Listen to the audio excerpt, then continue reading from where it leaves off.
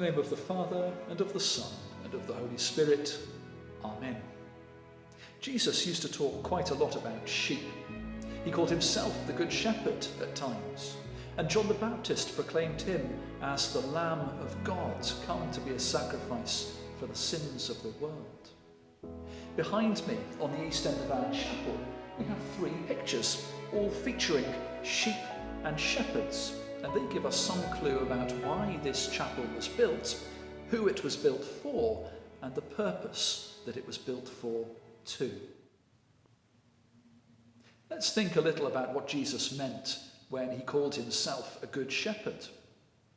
He was born, you'll remember from the Christmas stories, of the line of David, that first great king of the Israelites, who was himself a shepherd, the same young shepherd who, the story goes, smote the warrior Goliath of Gath with a slingshot and so won victory for his people, before becoming a great king in his own right and having a son, Solomon, the wisest and wealthiest of kings among the people of that time.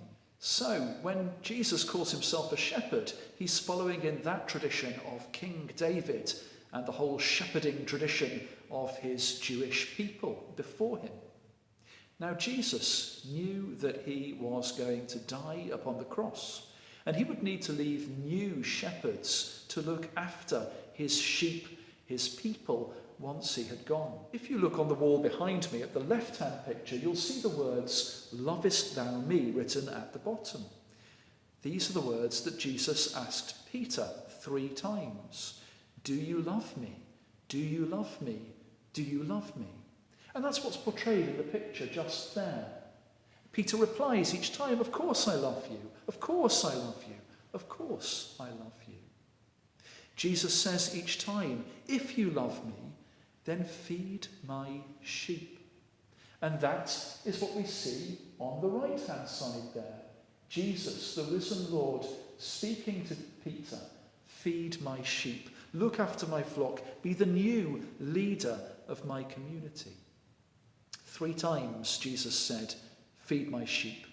3 times Jesus asked Peter, do you love me? This is the same Peter who was asked by the authorities as Jesus was being executed, are you his friend? Are you his follower? And who 3 times, as the cock crowed, said, no, I don't know him. I don't know this Jesus. 3 times Peter denied Jesus. And yet 3 times Jesus says to Peter, I want you, the one who has betrayed me, to be the leader and the new shepherd of my people. Now, of course, Peter couldn't do this all on his own. He couldn't replace Jesus. He couldn't be the new Jesus. And so all those others who had been at the Last Supper with him also shared in his ministry as the new shepherds of the people, as the apostles. And as the number of Christians grew, they needed more people to help them too. And so they laid hands on them and made them into the first shepherds of the Christian people, who we call the bishops, and who carry the shepherd's staff, or the shepherd's crook, to this day. Now that gives us a clue about why this chapel was built in this palace. Because this place, after all, is called the palace because it used to be the bishop's palace. And this chapel was built for one of the greatest bishops of Lichfield since the great St. Chad himself. In the 1800s, a great man called George Augustus Selwyn was appointed bishop by the Queen of New Zealand. Now, Bishop Selwyn did so well out in New Zealand and Polynesia that the Archbishop of Canterbury and Queen Victoria called him back to be bishop over here of one of the largest dioceses in the country, the Diocese of Lichfield. And so he came back to live in this palace. And he needed his own chapel. So he asked for this to be built. And it was in 6 months in 1868, to his exacting specifications. This is the chapel that we have inherited as our school chapel to this day. So, the reason partly that the shepherd pictures are up there are because Bishop Selwyn was himself a successor of St. Peter, a successor of the apostles, a bishop and a shepherd of the people of Lichfield. But there's more to it than that as well. Because Bishop Selwyn was insistent that the clergy, the priests of the Church of England, should be educated so that they could be really good shepherds to their people too. And he set up a theological college here where people could learn, study the scriptures, live a deep life of prayer, and so become deacons and priests, become missionaries themselves. And many of those priests went out to the poorest parts of this country, out into the Victorian slums, or out further afield, like Bishop Selwyn did, to poor parts of the world, to go and help people in their lives and to bring the good news of Christ's love to them. These pictures painted on the wall somewhat later than Bishop Selwyn were here to remind them of their duty. If we love Christ, then we can't just keep that love for ourselves, but those who would serve Christ in the world, as priests or as deacons, as doctors or nurses or teachers, as businessmen, as whatever it is that you might be, we need to share that love, to feed each other, to take his love out into the world. That's what this chapel was built for.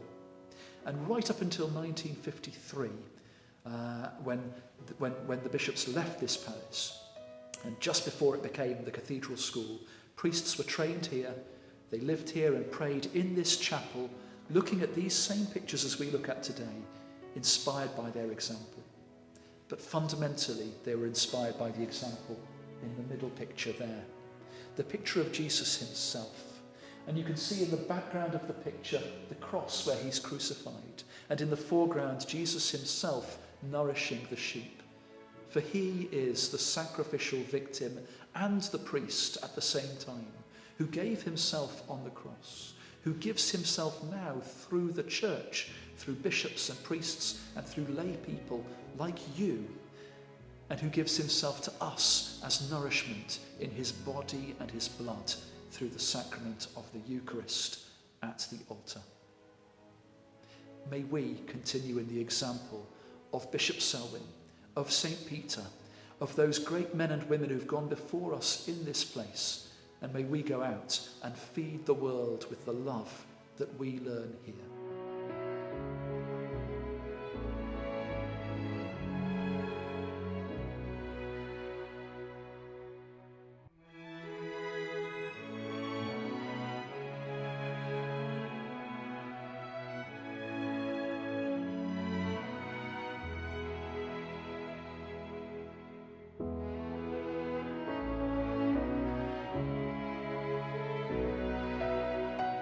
May the grace of our Lord Jesus Christ and the love of God and the fellowship of the Holy Ghost be with us all evermore.